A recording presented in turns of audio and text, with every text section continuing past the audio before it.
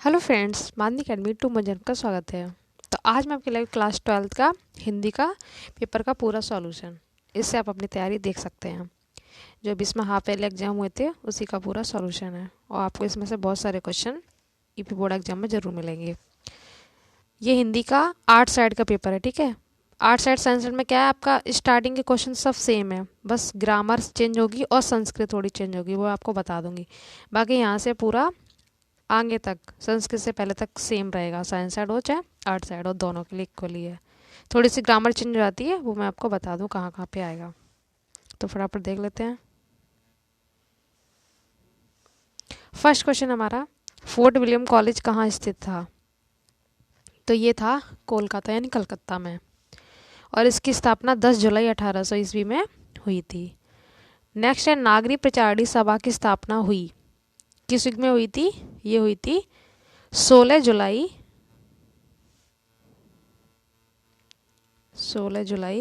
1893 में हुई थी, ठीक है। इसकी डेट पूछी जाए तो। और किसने की थी? श्याम सुंदर दास ने की थी, ठीक है, वाराणसी से। और कौन से युग में हुई थी? द्विवेदी युग में।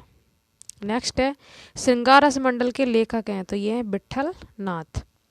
भारतीय गद्य की समय सीमा क्या है? तो इसकी समय सीमा कितनी है? 1868 से 1900 तक है, तो हमारा ऑप्शन इसमें बी राइट हो जाएगा। 50 से लेकर 19 तक इसके बीच में आ रहा है, ठीक है, 1900 तक।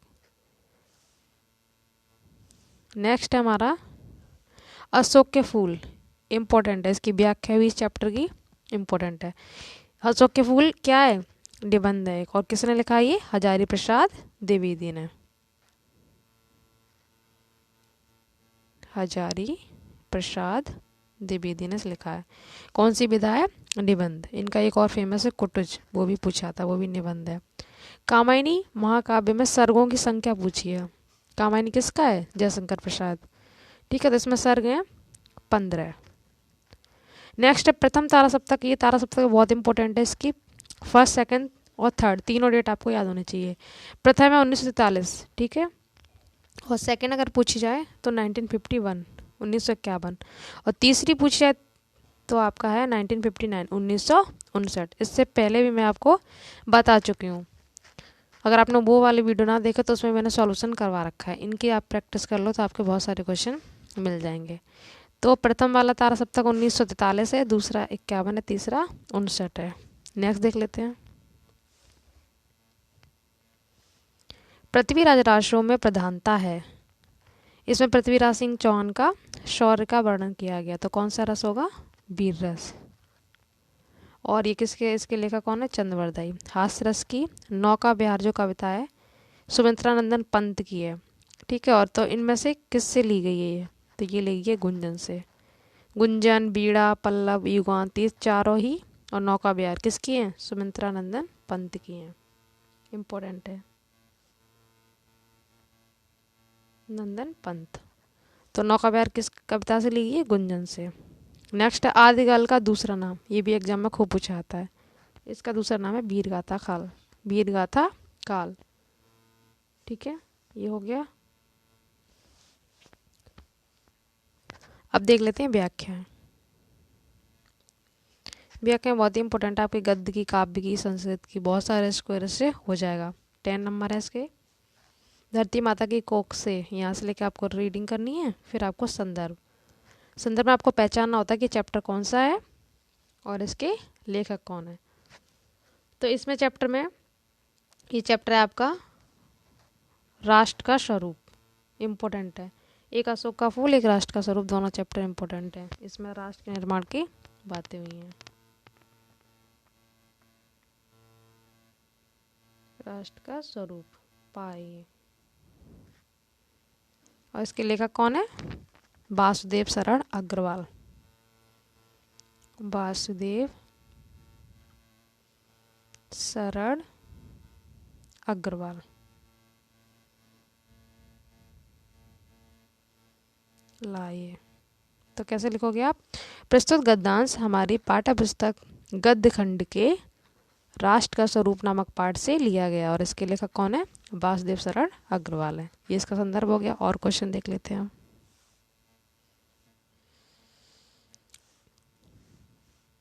नेक्स्ट क्वेश्चन हमारा, रेखांकित अंश की व्याख्या करनी है।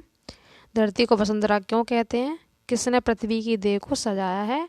और लास्ट क्वेश्चन है, आर्थिक विकास के लिए क्या आवश्यक है? तो रेखांकित मतलब होता है जी अंडरलाइन हो रही है ना, इसको आपको अपनी भाषा में लिखना होता है। तो उसमें देख लेते हैं कहाँ कहाँ पे अंडरलाइन हो रही है। देखो यहाँ पे है आपके, धरती माता से लेकर पोषण मिला है। तो आपको अपनी भाषा में यहाँ से लिखना होता है कि लेखक कहना चाहता है कि धरती माता की कोख में बहुत सारी अमूल्य निधियाँ भरी हैं, मतलब बहुत मूल्यवान खजाने भरे हुए हैं, जिसके कारण पृथ्वी को क्या कहा गया है? वसुंधरा कहलाती है ये। और उससे कौन परिचित नहीं होना चाहेगा, मतलब इसके बारे में कौन नहीं जानना चाहेगा, क्योंकि लाखों करोड़ों वर्षों से अनेक प्रकार की धातुएं पृथ्वी के गर्भ में पोषित होती रही हैं। तो आप यहाँ तक इसको इस तरह से लिख देंगे। थर्ड क्वेश्चन था कि वसुंधरा क्यों कहा गया, तो उसका आंसर इसी से मिल जाएगा। वसुंधरा इसलिए कहा गया धरती को क्योंकि इसमें बहुत सारी अमूल्य खजाने भरे हुए हैं। क्लियर। नेक्स्ट देखो, नेक्स्ट क्वेश्चन था किसको किसने सजाया, तो वो भी आपको यहीं से मिल जाएगा। दिन रात बहने वाली नदियों ने पहाड़ों को पीस पीस कर, ठीक है, अगणित प्रकार की मिट्टियों से पृथ्वी की देह को सजाया है। तो ये आंसर आपको मिल गया यहाँ तक। लास्ट क्वेश्चन कौन सा था वो और देख लेते हैं।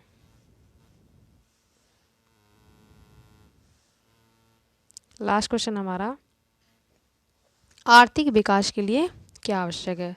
ये मैंने आपको करवा दिए हैं। वसुंधरा क्यों कहते हैं? पृथ्वी की देह को किसने सजाया? लास्ट वाला देख लेते हैं।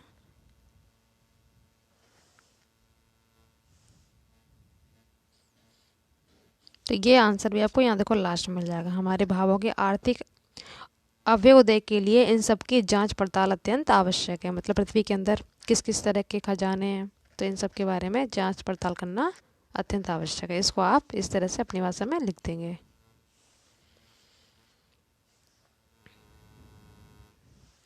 नेक्स्ट हमारी अथवा में देखो, आपको एक ही करनी है, 10 मार्क्स की है। उसके बाद काव्य में मिलेगी 10 मार्क्स की, फिर आपको संस्कृत में मिलेंगी बहुत सारे स्कोर। आपको व्याख्या से ही हो जाएगा, तो आपको व्याख्या छोड़नी नहीं है, आपको सारी करनी है। अथवा में आपको देखो अशोक, अशोक से पहचान लोगे कि ये चैप्टर कौन सा, अशोक के फूल। और इसके लेखक कौन है? हजारी प्रसाद द्विवेदी। संदर्भ हमारा क्या लिखोगे? प्रस्तुत गद्यांश हमारे पाठ्य पुस्तक गद्य खंड के अशोक के फूल, अशोक के फूल नामक पाठ से लिया गया है। ठीक है,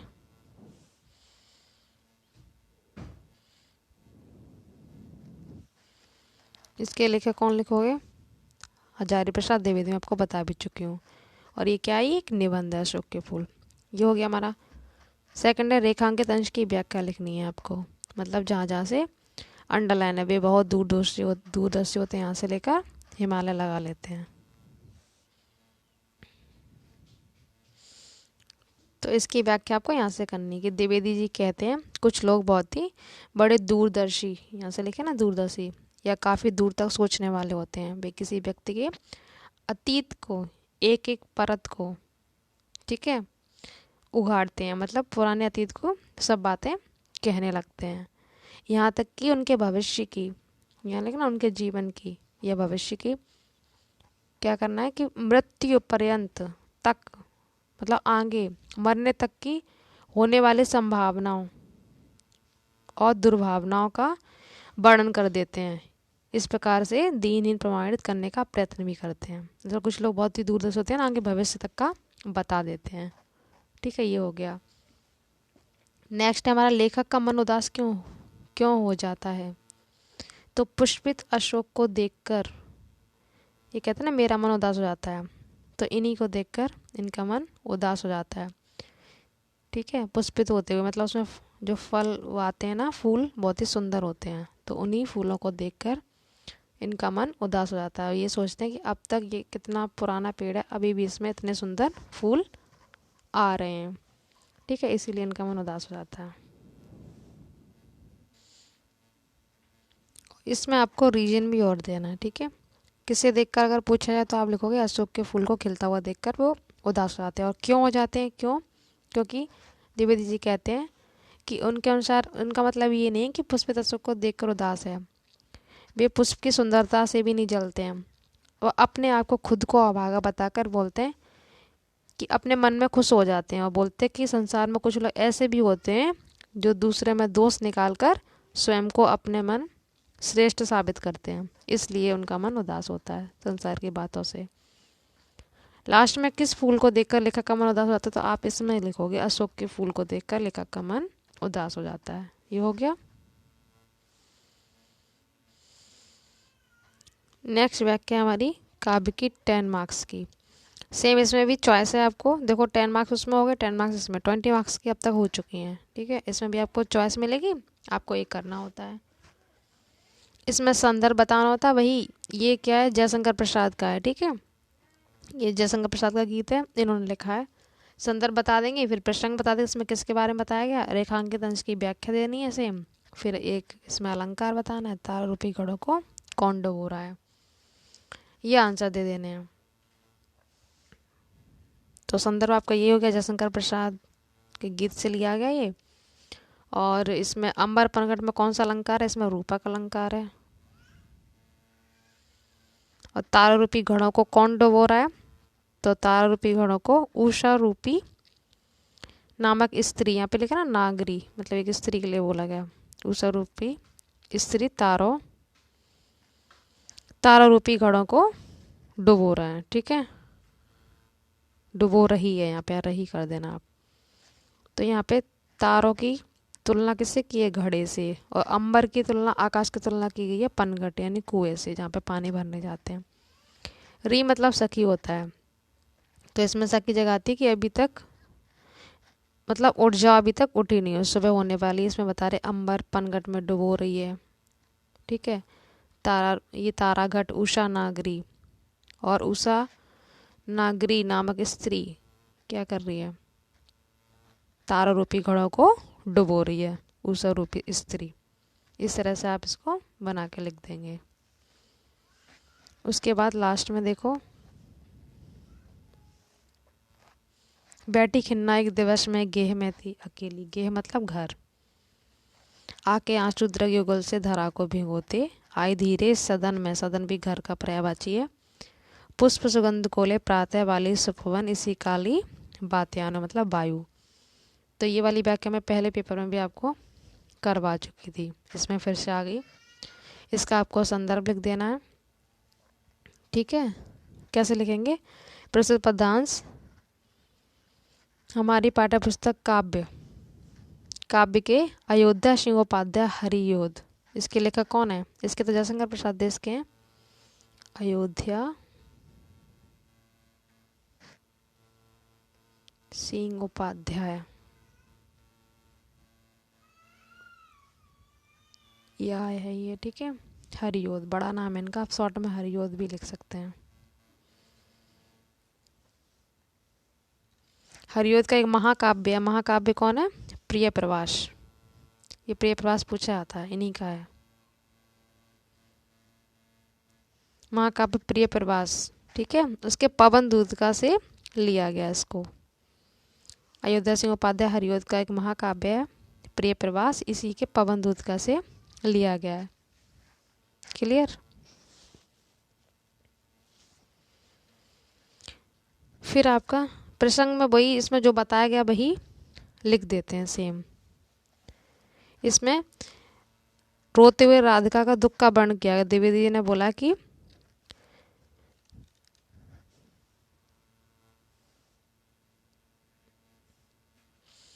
एक दिन राधिका अपने घर में अकेली बैठी हुई थी और उनकी आंखों से आंसू आ रहे थे और बार बार वो हवा से कह रही थी, पवन से, कि तुम मेरा दुख क्यों बढ़ा रही हो। इस तरह से आप इसको प्रसंग में लिख सकते हैं। राधिका अपने दुख का वर्णन कर रही है और बार बार हवा से बोलती है कि तुम मुझे क्यों परेशान कर रही है। ठीक है, एक दिन घर में खिन्न मन से अकेली कौन बैठी थी, तो यहाँ पे आंसर आ जाएगा राधिका। राधा के घर वातायनों से कौन आ गया, तो सुगंधित पवन, कौन आ गया, पवन खिड़कियों के मार्ग से राधिका के घर आ जाती हैं।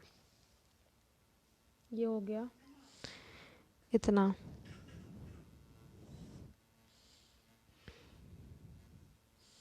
सारे हो गए। अब लास्ट में ये बच्चा भाषा बतानी, तो भाषा खड़ी बोली। बार बार हवा से बोलती ना, तो क्यों मुझे परेशान कर रही इस तरह से, इसमें खड़ी बोली।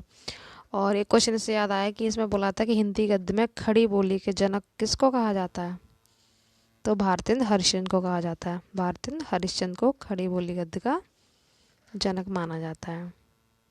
तो इस तरह से एक काव्य की हो गई। आगे देख लेते हैं। ये आपके जीवन परिचय हैं, साहित्य परिचय देना है और उनकी रचनाएं बतानी है। तीनों में से किसी एक का। कन्हैयालाल मिश्र, इनकी रचनाएं बाजे पायलिया की घुंघरू, माटी हो गई सोना। हजारी प्रसाद द्विवेदी के बहुत इंपॉर्टेंट हैं बहुत सारे। अशोक के फूल ही हो गया एक, तो आपका कुटुज हो गया। विचार प्रवाह, एक कल्पलता, इनकी रचना हो गई।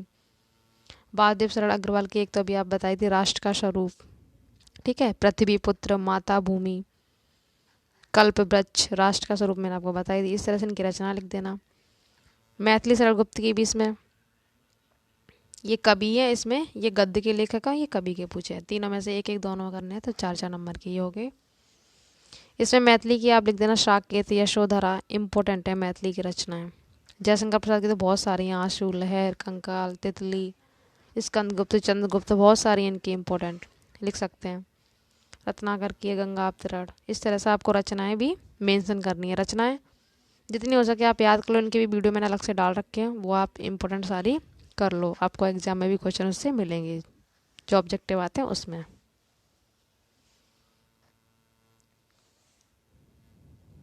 नेक्स्ट है हमारा पंचलाइट अथवा बहादुर कहानी की व्याख्या करनी है, ठीक है। कहानी आपको पंचलाइट, बहादुर ये कर लेनी में से आपको फंस जाएगा 100%। फिर आपका खंड काव्य, त्यागपति। त्यागपति में देखो, या तो एक सर्ग कर लो। सर्ग में क्या होता है कि पता नहीं कौन सा आने वाला, तो 5 सर्ग याद करने पड़ते हैं। अगर मेरी राय मानोगे तो मेरी राय ये होती है कि आप ना एक हर्षवर्धन और राजश्री दोनों को कर लो, बस दोनों में से आपको डेफिनेटली एक मिल जाएगा। नायक बोले तो हर्षवर्धन का कर दो, नायिका कौन है, राजश्री है, तो दोनों में से एक डेफिनेटली मिलेगा। आप सर्ग बिल्कुल छोड़ दो, सर्ग 5 याद मत करो, ठीक है। तो चॉइस में आपको हर्षवर्धन, राजश्री जरूर मिल जाएंगी, दोनों भाई बहन है ये। नायक बोले तो हर्षवर्धन का वर्णन कर दो, नायिका बोले तो राजश्री का कर दो, ये हो जाएगा, ठीक है। अब नेक्स्ट है आपका संस्कृत की व्याख्या। ये चैप्टर में से मिलेगी और एक श्लोक में से, 2 व्याख्या इसमें से करनी होती हैं, ठीक है। तो ये हो गया, देखो 7 मार्क्स की तो यही होगी, 14 ये हो गए और 20 की वो थी, तो टोटल व्याख्या आपकी 34 नंबर की हो गई। और पास होने के लिए 100 में से 33 गेन करने होते हैं। तो आपको 34 नंबर तो यहीं से मिलने हैं। बाकी ग्रामर पूरी फंसी जाती है, तो हिंदी में अच्छा स्कोर आप कर सकते हैं अगर आपको व्याख्या मतलब छोड़नी नहीं है, बिल्कुल सभी की करके जानी अच्छे से।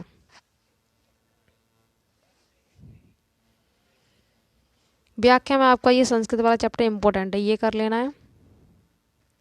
जातक कथा कर लेना है, ये भी इम्पोर्टेंट है। सारे मैं आपको बता देती हूँ।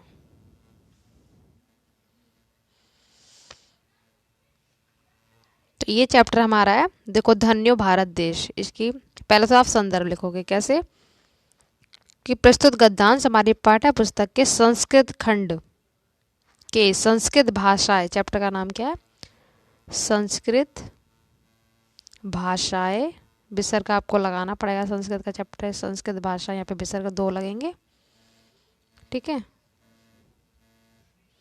संस्कृत भाषा महत्वम,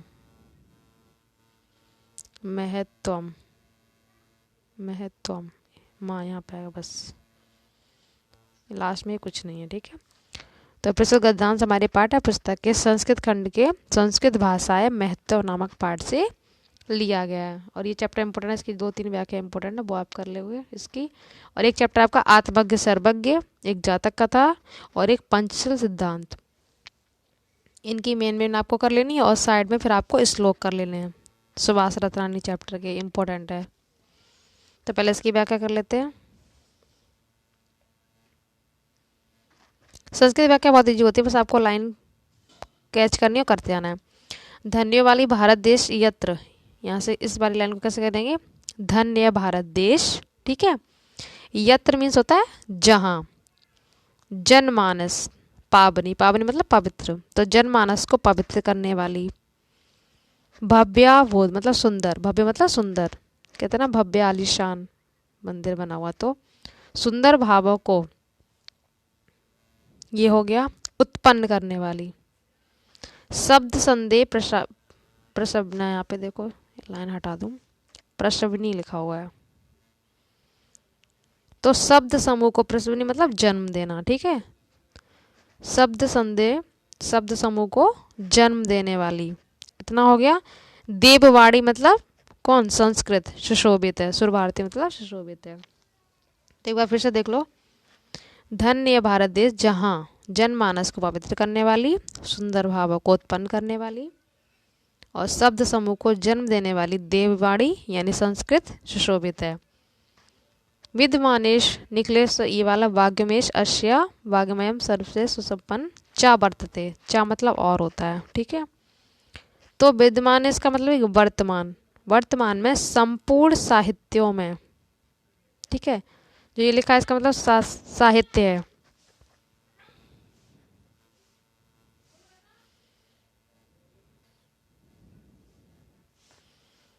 तो वर्तमान में संपूर्ण साहित्यों में इसका अश्य मतलब इसका यानी संस्कृत का साहित्य सर्वश्रेष्ठ और सुसंपन्न है। वर्तते मतलब है, चा मतलब और, सर्वश्रेष्ठ और सुसंपन्न है। एवं भाषा संस्कृति नामनामी लोके प्रथिता मतलब प्रसिद्ध, अस्ति मतलब है। तो यही भाषा संस्कृत नाम से भी संसार में क्या है, प्रसिद्ध है। लोक मतलब संसार, नाम मतलब नाम, प्रथा मतलब प्रसिद्ध, अस्ति मतलब है। तो इस तरह से आपको कर लेनी है। एक बार फिर से रिपीट कर देती हूँ, यहाँ तक ये तो हो गया था कि वर्तमान में संपूर्ण साहित्यों में इसका साहित्य सर्वश्रेष्ठ और सुसंपन्न है। यही भाषा संस्कृत के नाम से संसार में प्रसिद्ध, अस्ति मतलब है। इस तरह से आपको कर लेने हैं। नेक्स्ट देखो, अतीत प्रथम कल्पे, ये चैप्टर कौन सा आपको पहचानना है।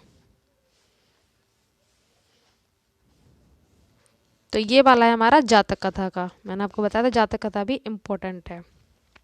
तो संदर्भ आपको ऐसे लिखना है, प्रस्तुत गद्यांश हमारे पाठ्य पुस्तक संस्कृत खंड के जातक कथा नामक पाठ के उलूक जातकम से लिया गया। क्या, उलूक जातकम से लिया गया, ठीक है। जातक कथा के उलूक जातकम नामक पाठ से लिया गया। अब इसकी व्याख्या देख लेते हैं। देखो, अतीत मतलब पिछला, प्रथम कल्प, ठीक है, जना लोक हो गया, एक में भी रूपम, ठीक है, तो इसका मतलब है एक विद्वान, सौभाग्यशाली, प्राप्तम। तो इसकी हिंदी क्या होगी कि पिछले प्रथम कल्प में लोगों ने एक विद्वान, सौभाग्यशाली, समग्र आकृति से पूर्ण पुरुष को क्या बनाया, राजा बनाया, यहाँ से आएगा, ठीक है। सर्वकार का पूर्ण पुरुष राजा नाम, तो यहाँ पे इतने लानी हो गया प्राप्तम के बाद, इतना यहाँ से अतीत प्रथम कल्प मतलब पिछले प्रथम कल्प में लोगों को एक विद्वान, सौभाग्यशाली, ठीक है, से भरपूर, सभी है ना, सर मतलब सभी, समग्र यानी पूर्ण आकृति वाले पुरुष मतलब पुरुष को राजा नाम मतलब राजा, और कुर्बन मतलब राजा बनाया। इतना हो गया। आगे देखो, चतुष्पदा का मतलब है चार पैर वाले यानी जानवर की बात हो रही है यहाँ पे, ठीक है। अपि संपत्तिम एक सिंह राजा कुर्बन, तो चौपाया मतलब जानवरों में भी सिंह मतलब राजा को, सिंह को क्या बनाया गया, राजा बनाया गया, ये लिख लोगे आप। और सन मतलब एकत्र होकर, जानवरों ने भी एकत्र होकर सिंह को राजा बनाया। प्रथम में क्या था कि पुरुष को राजा बनाया गया और जानवरों में इकट्ठा होकर सिंह को राजा बनाया गया। ततः इसके बाद, तथा मतलब इसके बाद, शकुनिगढ़ मतलब था पक्षीगढ़, हिमवत प्रदेश मतलब हिमालय प्रदेश में, एक हिम मतलब हिमालय, प्रदेश में एक, अब यहाँ से देखो एक कैसे लिख, एकस्मिन् पाषाण मतलब एक पत्थर, पाषाण मतलब पत्थर या चट्टान, तो एक चट्टान पर एकत्र होकर बोलते हैं पक्षीगण कि सन प्रत्यय मनुष्य राजा प्राकृत तथा चतुष्वेश देशु चा। तो उन्होंने बोला कि मनुष्यों में राजा जाना जाता है, उसी प्रकार पशु में भी जाना जाता है। यहाँ तक ये इतना ही बोला गया है, चा मतलब और होता है, ठीक है। आगे की लाइन आती तो आप आगे के भी लिख देना होता है, इतना ही है तो इतना ही कर लेंगे। फिर से एक बार सुन लो। तथा सकु निगड़ा मतलब उसके बाद पक्षियों ने भी एकत्र होकर, कहाँ पर, हिमालय प्रदेश के एक चट्टान पर एकत्र होकर बोला कि मनुष्य में भी राजा जाना जाता है, मनुष्य में भी एक राजा होता है, उसी प्रकार जानवर में भी होता है। इतना आपको लिख देना है। नेक्स्ट देखो, अब आपको श्लोक की व्याख्या करनी है सेम इसी तरह से इसकी।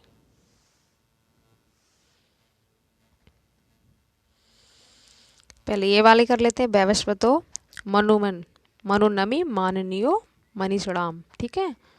अश्रीम अश्विन में ही दीक्षता माघा प्रवच्छंद सामवी, इसकी हिंदी। तो पहले संदर्भ लिखोगे सेम, प्रस्तुत श्लोक, अब यहाँ पे श्लोक लिखोगे। प्रस्तुत श्लोक हमारी पाठ्य पुस्तक के संस्कृत खंड से, कौन से चैप्टर से लिया गया? नृपति, मैं यहाँ पे लिख देती हूँ, नृपति दिर लीपहा, यहाँ पे पापे विसर्ग आएंगे दो और, ठीक है। तो नामक पाठ से लिया है। किस तरह से लिखना है? प्रस्तुत श्लोक हमारी पाठ्य पुस्तक के संस्कृत खंड में नृपत दिरलीप नामक पाठ से लिया गया है। ये हो गया। इसकी व्याख्या देख लेते हैं। इसमें बोला कि विद्वानों में पूज्य, विद्वानों में पूज्य, वेदों में ओम, वेदों में ओम, ये वाला वेदों में ओम की भांति राजाओं में प्रथम वैवस्वत, प्रथम ये लिखा ना वैवस्वत, मनु नाम के राजा हुए, मनु नाम के राजा हुए, ये इसकी हिंदी है। विद्वानों में पूज्य, वेदों में ओम की भांति राजाओं में प्रथम वैवस्वत मनु नाम के राजा हुए। दो लाइन की ये हिंदी हो गई। लास्ट का देखो, नामे रोचते भद्रम उलूक, ये उलूक जात्मक से आपसे उलूक से पहचान सकते हैं, इसी चैप्टर का ये। तो कैसे लिखोगे? प्रस्तुत श्लोक हमारी पाठ्य पुस्तक संस्कृत खंड के जातक कथा नामक पाठ से लिया गया है। तो इसमें क्या इसकी व्याख्या क्या लिखनी है? नाम रोचते मतलब पसंद नहीं है। तो इसमें जब उल्लू को राज्य की बनाने की बात की जाती है ना, तो कुछ लोग बोलते हैं कि महाशय मुझे ये अच्छा नहीं लगता, मतलब मुझे ये उल्लू अच्छा नहीं लगता। क्यों नहीं अच्छा लगता? क्योंकि अभिषेक के समय मतलब राज्य अभिषेक के समय प्रसन्न होकर, जब इसका राज्याभिषेक हो रहा है तब ये खुश हो रहा है, तब तो इसका मुख को देखो कैसा है, मतलब भयंकर मुख, मतलब बुरा मुंह बता रहे हैं कि इसका राज्याभिषेक हो रहा है, ये खुश है, तब जाके इसका मुंह देखो कितना भयंकर दिख रहा है। तो क्रुद्ध होने पर कैसा होगा, मतलब दुखी होने पर इसका मुंह किस तरह से दिखेगा। तो इसमें उल्लू के लिए बोला गया कि मुझे ये पसंद नहीं है। जब उसको राज्याभिषेक मतलब राजा बनाने की बात की जाती तब पक्षीगण ने जो यहाँ पे बोला था ना, तो ये आगे चल के यही बोलते हैं कि हमारे पक्ष में भी एक राजा होना चाहिए। तो ये उल्लू की बात करते हैं कि उल्लू को बनाना चाहिए। तो कुछ लोग बोलते हैं कि हमें उल्लू पसंद नहीं जो यहाँ पे आया है। क्यों? उसके चेहरे को देख कर कि अभी खुशी में ये ऐसा दिख रहा है तो बाद में दुख में कैसा दिखेगा। तो इस श्लोकों में आपको कौन कौन चैप्टर के श्लोक करने हैं? ये नृपत दिरलीप वाला, जातक कथा, सुभाष रत्नानी, मोस्ट इम्पोर्टेंट सुभाष रत्नानी के सारे जितने भी एग्जाम्पल हैं श्लोक वो आपको करके जाने हैं, ठीक है। अब इनके संस्कृत क्वेश्चन आंसर, अब यहाँ तक तो आपका साइंस साइड सेम है, बस ये क्वेश्चन आंसर साइंस साइड वाले बच्चों के नहीं आते, आर्ट साइड में जो होते हैं उनके क्वेश्चन करने पर होते हैं, ठीक है। तो इनके आंसर देख लेते हैं पहले। फर्स्ट है हमारा का सर्वज्ञ भवति, इसका आंसर है आत्मनः, ऐसे लिखेंगे। छोटे छोटे आंसर होते हैं, ये भी आपको याद कर लेना। आत्मना जो आर्ट साइड के बच्चे हैं, दर्शनेन, दर्शनेन, नरहा विसर्ग लगाते जाना आपको, सर्वज्ञ भवति, बाकी ये क्वेश्चन में से ले लेना है, ठीक है। सर्वज्ञ भवति क्या लगाना है? पहले आत्मना दर्शनेन नरः, फिर उसके बाद सर्वग भवति क्वेश्चन में से पहला हो गया। सेकंड, हंस पोतिका कश्य दुहिता, पुत्री को बोलते हैं, आसीत मतलब थी, तो इसका नाम पूछा गया तो आप लिखोगे हंस पोतिका सुवर्ण राज हंसस्य दुहिता आसीत। किसकी थी पुत्री, आपको देखो ये लिखना है, बस आपको कश्या की जगह नाम लगाना, बाकी हंस पोतिका लिख दोगे, फिर कश्या की जगह क्या लिखना, सुवर्ण। बहुत इजी होते हैं, बस उसी वर्ड की जगह एक आंसर लगा देना, राज हंसस्य। इतना कश्य की जगह लिख के फिर यही लिख देना, दुहिता आशीत। फिर कश्य साहित्यम सरस व्याकरण सुनिश्चित, मतलब किसका साहित्य सरस व्याकरण सुनिश्चित कौन करता है, तो संस्कृत से। कस की जगह क्या वर्ड लगाना है, संस्कृतस्य, संस्कृत का जो व्याकरण है बहुत ही सरस, ठीक है।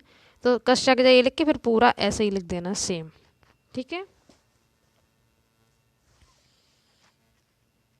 इसमें भी आपको चॉइस मिलेगी, 2 प्रश्नों के देने होते हैं, मैंने आपको बता दिया, 3 बता दी, लास्ट का भी यही है। दिलीप कश्यप प्रदेश से राजा आसीत, तो इसका भी आपको आंसर कैसे लिखना है, दिलीप ये थोड़ा बड़ा है, दिलीप लिख के वेलव प्रबलया ऐसे लिखना, प्रब लया या बिंदी, फिर लिखना परखी कृत सागराम, ये पूरे पूछा कहाँ के राजा थे, ये लिखना। ये थोड़ा टफ लग रहा तो कोई नहीं, ऊपर कीजिए, वो आप कर सकते हैं, ठीक है। अब नेक्स्ट देख लेते हैं ग्रामर। ये पूरी यहाँ से ग्रामर स्टार्ट हो जाती है। रस आपके सेम है, सिंगार रस शांत रस, मैंने रस का अलग से वीडियो डाल रखा है, आप प्लेलिस्ट में जाकर देख सकते हैं हिंदी के सारे, और ये अलंकार का भी पूरा आपको टॉपिक मिल जाएगा यहाँ से, ठीक है। सिंगार रस की आपको परिभाषा लिख देनी है पूरी, कि जब नायक एवं नायिका में स्थित कौन सा भाव, रति या उत्पन्न, रति भाव, ठीक है, ये लिख देना है।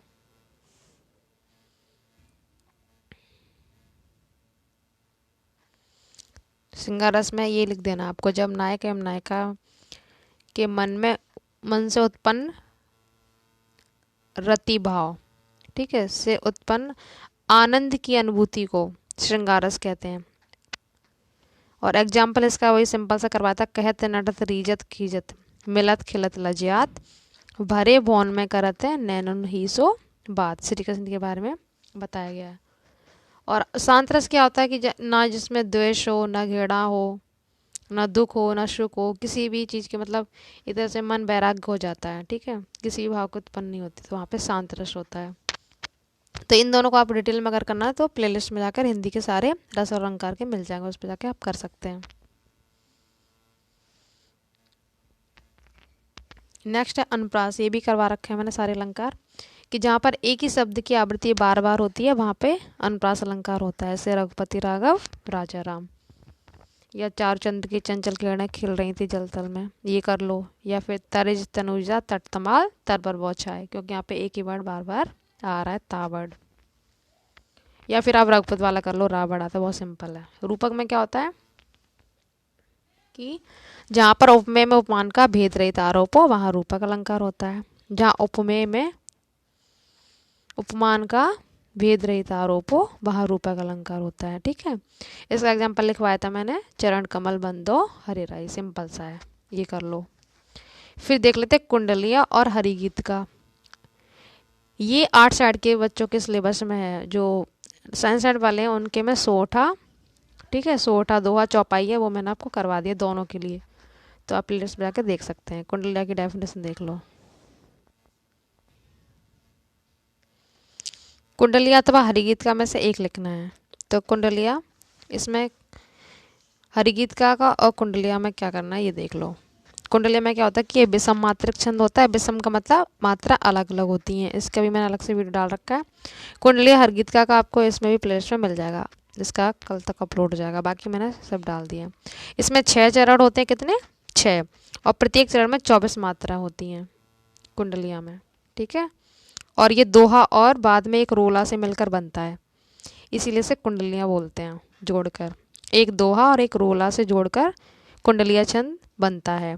तो दोनों छंद मानो कुंडली रूप में एक दूसरे से जुड़े रहते हैं, इसीलिए से कुंडलिया छंद कहते हैं। सिंपल भाषा में लिखना, ये विषम मात्रिक छंद है, इसमें 6 चरण होते हैं, 24 मात्राएं होती हैं, और एक दोहा और एक रोला से जोड़कर इसे बनता ही है, इसीलिए से कुंडलिया कहते हैं, ठीक है। एग्जाम्पल, हरे भरे हो पेड़ सब छाया दो घनघोर, बड़ा एग्जाम्पल है इसका। उपवन में हंसते सुमन सबको करे विभोर।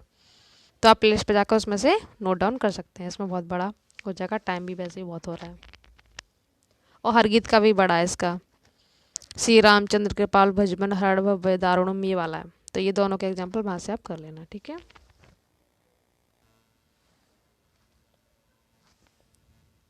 और हर गीत का की डेफिनेशन क्या होती है कि ये सममात्रिक छंद होता है, समान मात्राएं, और इसमें 4 चरण होते हैं। कितने? 4, इसमें होते हैं 6, ठीक है। और इसमें कितनी मात्रा होती है? 28। हर गीत का में 28 मात्रा होती है, इसमें 24 मात्रा होती हैं। इसमें 6 चरण होते हैं, इसमें 4, 6 है यहाँ पे, ठीक है। तो इस तरह से डेफिनेशन लिख देना, एग्जाम्पल आप वहाँ से करके लिख सकते हैं। फिर आपको एक ऐसे लिख देना है, मेरे प्रिय कवि आपने जीवन पर याद किया, वो भी आप लिख सकते हैं। या सबसे पर्यावरण बहुत ईजी है, इसका लिख दो, या फिर कवि जो आपको याद हो वो लिख दो। अब आपकी ग्रामर स्टार्ट हो जाती है यहाँ से। पुस्तकालय का सही विच्छेद क्या है? तो पुस्तक प्लस आलय होता है ना, तो यहाँ पे विसर्ग है, तो आपको ये यहाँ पे विसर्ग मिलना है, तो यहाँ पे ये हो जाएगा पुस्तक प्लस आलय। उपेंद्र विद्यार्थी में संधि विच्छेद करना है, नाम नहीं पूछा, बस संधि विच्छेद करो। तो उपेंद्र का होगा उप प्लस इंद्र, और संधि का नाम पूछे तो गुड़, ठीक है, गुड़ संधि है। विद्यार्थी को तोड़ो, विद्या, विद्या प्लस अर्थी, और संधि का नाम इसमें होगा दीर्घ, ठीक है। नाम पूछा नहीं है, फिर मैं आपको बता देती हूँ। सूर्योदय में कौन सी संधि है? ये गुड़ संधि है। और तोड़ने को आता तो सूर्य प्लस उदय, सूर्य प्लस उदय अगर तोड़ने को संधि विच्छेद करने को है तो ऐसे लिखते हैं। इसका आंसर गुड़ संधि हो गया, ये हो गया। अब देख लेते हैं समास विग्रह। ये समास आर्ट साइड में, साइंस साइड में नहीं है, ठीक है। ये सारा ये आर्ट साइड का है, साइंस साइड में ये वाले आते हैं। साइंस साइड का मैंने अपलोड कर रखा है, वो आप देख सकते हैं कि ग्रामर में क्या क्या आता है, ठीक है।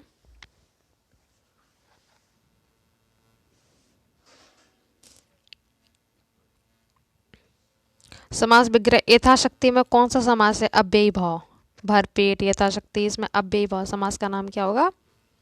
अव्ययी भाव। जिसका पहला वर्ड उठा के कहीं भी लगा दो तो वो अव्ययी भाव बन जाता है, ठीक है। प्रतिदिन, प्रति उठा के किसी में भी लग सकता है ना। भरपेट, भरशक, तो यथाशक्ति, ये सब अव्ययी भाव के एग्जाम्पल हैं। इसको तोड़ेंगे कैसे, विग्रह कैसे करना है? तो इस तरह से संस्कृत में लिखना पड़ेगा, शक्तम, शक्तिम, अनति क्रम में। समास विग्रह से होगा शक्तम, अनतिक्रम में, और नाम कौन सा हो गया? अव्ययी भाव, ठीक है। कितने पूछे हैं इसमें से? केवल एक ही पूछा था। वीर पुरुष तो ये तत्पुरुष समास है। पीताम्बर इजी है। पीताम्बर कौन सा समास है? कर्मधार है। कौन सा है? कर्मधार है। इसको पीताम प्लस अंबरम में तोड़ देंगे, पीताम प्लस अंबर, ठीक है। ये हो गया।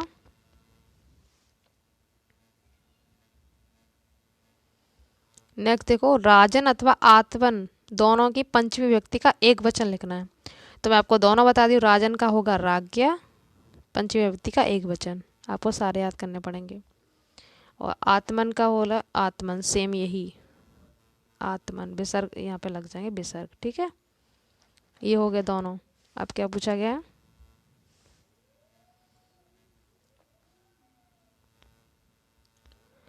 शरत शब्द का चतुर्थी विभक्ति का एक वचन बताना है। तो शरत का होगा सरते, पहला आंसर सरते, ठीक है। फिर है पिबामी और तिष्ट में धातु लकार पुरुष वचन सब बताने होते हैं।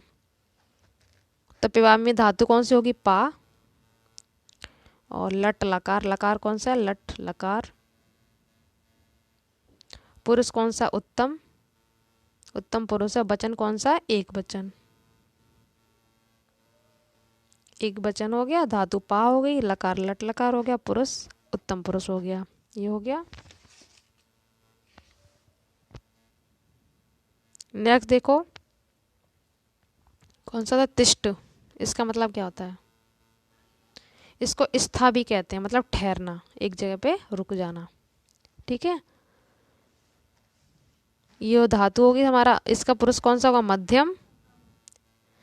स्था धातु हो गई, ठहरना, मध्यम पुरुष, वचन, एक वचन है, लकार है, लोट लकार, मतलब आज्ञा के अर्थ में। आ गई तो हो रही है, बैठ जाइए, ठहर जाइए, इस तरह से बोलते हैं ना, तो लोट लकार हो गया। ये धातु हो गई। ठीक है, नी मतलब ले जाना। इसका धातु का प्रथम पुरुष लोट लगा और एक वचन पूछा, तो सिंपल सा आंसर है नयतु। क्या होगा इसका, नयतु। ये हो गया।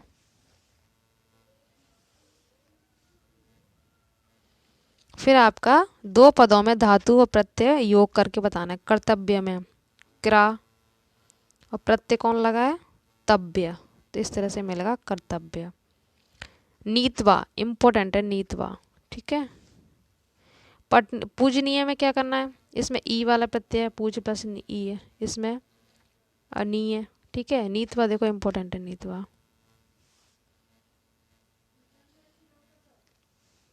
तो नीतवा में इसके नी प्लस आधा का त्वा, ये प्रत्यय जुड़ा हुआ। ठीक है, इम्पोर्टेंट है सारे, पटनी है, पूजनीय, ई वाला।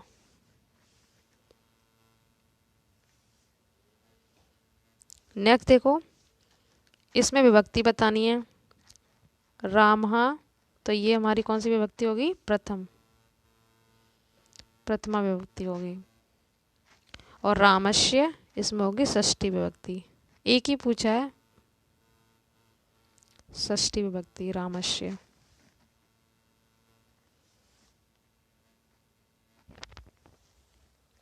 लास्ट में आपको संस्कृत अनुवाद करने, इंपॉर्टेंट होते हैं ये। वृक्ष से फल गिरते तो मोस्ट इंपॉर्टेंट है, देखो वृक्षात, फल गिर रहे हैं तो फलम, गिरने की पतंती। इसमें आपको दो बताती हूँ, फल गिर रहे हैं तो फलम, और पत्ते गिरते तो पत्राणी कर देते। क्या कर देते, पत्राणी। बाकी सब सेम रहेंगे, वृक्षात फलम पतंती, पत्ते गिरे तो वृक्षात पत्राणी पतंती। क्लियर। नेक्स्ट देखो, हिमालय से गंगा निकलती है, तो गंगाया लिख दो। इसमें इस तरह से ऐसे कुछ लिखते हैं। ठीक है, गंगाया हिमालयात, हिमालयात यहाँ पे हलंत, और निकलने को क्या लिखेंगे, निस्सरति, निस्सरति। ये हो गया। लास्ट देखो, ये जंगल में मोर नाचते हैं, तो बने, बने के बाद मयूरा, मोर को मयूर कहते हैं ना, मयूरा, और नृत्यति, नृत्यंती, बहुत सारे हैं ना, तो बने मयूरा नृत्यंती।